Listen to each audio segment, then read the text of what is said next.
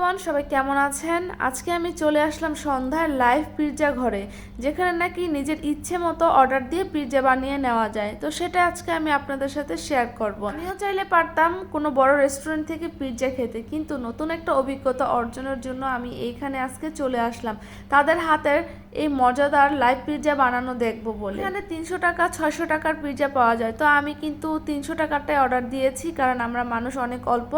আমি এই পিৎজাটা অর্ডার দিয়েছি, সেটা বানিয়ে বাসায় নিয়ে যাব, বাসায় গিয়ে খাবো। তো পিৎজাটা ওনারা বানাচ্ছে আর এটা আমরা চোখে দেখতেছি, সেটা খাবো। এটার মজাই কিন্তু আলাদা।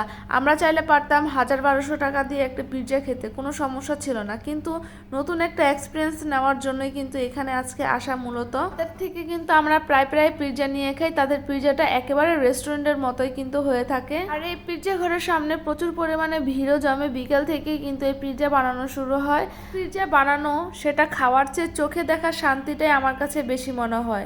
সন্ধ্যায় আমি আমার হাজবেন্ডকে বললাম, চলো আমরা লাইভ পিৎজা ঘরে চলে যাই, সেখান থেকে আমরা একটি পিৎজা অর্ডার দিব, আর কিভাবে বানাবে সেটা আমি আজকে নিজের চোখে দেখবো, সেটা বাসায় এসে ট্রাই করব। বড় বড় রেস্টুরেন্টে গিয়ে পিৎজা অর্ডার দিলে কিন্তু তারা কিভাবে তৈরি করে সেটা আমরা নিজেদের চোখে দেখি না। আর এই লাইভ পিৎজা ঘরে কিন্তু সেটা নিজের চোখে দেখা যায়, শেখা যায়, অভিজ্ঞতা নেওয়া যায়, বা নিজের কাছে একটা শান্তি লাগে। তাদের বলেছি যেটা আমি অর্ডার দিয়েছি সেটার মধ্যে সবকিছু একটু বেশি বেশি দিতে, আর সবকিছু বেশি বেশি দিয়েই কিন্তু তারা এটা তৈরি করে দিতেছে আমাকে। আমি কিন্তু এই প্রথমবার লাইভ পিৎজা বানানোটা দেখতেছি, আমি আর আগে কখনোই দেখি না। আমার অনেক ইচ্ছে ছিল যে আমি লাইভ পিৎজা বানানো দেখবো, সেটা নিজে অর্ডার দিব। সেটাও আমার পূরণ হলো। আসলে মানুষের অনেক ছোটখাটো কত কিছুই তো ইচ্ছে থাকে, তো তার মধ্যে আমার এটা একটা ইচ্ছা ছিল। তো যাক, ওনারা খুব সুন্দরভাবে কিন্তু পিৎজাটা তৈরি করে দিতেছে, আর একেবারে রেস্টুরেন্টের মতো এই পিৎজাটা টোটালি হতে মাত্র 5 থেকে 7 মিনিটের মতো সময় লাগবে তারা বলল। তো যাই হোক, পিৎজাটা কিন্তু তাপে খুব সুন্দর করে হচ্ছে। ওনাদের দোকানটা একেবারে রাস্তার পাশে, আর বেশিরভাগ মানুষই কিন্তু রেস্টুরেন্ট থেকে বেশি এভাবে রাস্তার পাশে দাঁড়িয়ে লাইভ পিৎজা বানিয়ে খায়। ঢাকা শহর সন্ধ্যার পরে স্ট্রিট ফুডে নানা আইটেমের খাবার পাওয়া যায়, যা সাধারণ মানুষের বাজেটের মধ্যে থাকে, তারা খেতে পারে। শহরে যারা নাকি স্টুডেন্ট, তাদের কিন্তু একটা বাজেট ফ্রেন্ডলি সবকিছু থাকে, বাজেটের মধ্যে তাদের খেতে হয়।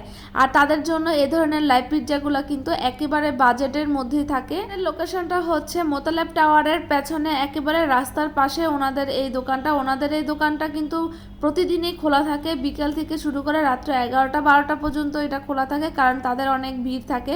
অনেক কাস্টমারই কিন্তু আসে বড় বড় গাড়ি নিয়ে, অনেকে দূর দূরান্ত থেকে আসে তাদের এই লাইভ পিৎজাটা খাওয়ার জন্য। আমার পিৎজাটা বানানো হয়ে গেছে, আর পিৎজাটা সুন্দর করে স্লাইস করে দিচ্ছে। তো যাই হোক, পিৎজাটা এখন একটি বক্সের মধ্যে করে দিচ্ছে, আর আমার দেখে তো তখনই খেতে ইচ্ছা করতেছিল। আর গরম গরম পিৎজা খাওয়ার স্বাদটাই কিন্তু অন্যরকম। তো যাই হোক, এই তো এখন আমরা বাড়িতে চলে আসব, বাসায় এসে পিৎজাটা খাবো। তো থ্যাঙ্কস ফর ওয়াচিং। ভালো লাগলে অবশ্যই আমার এই ভিডিওটা শেয়ার করে দিবেন।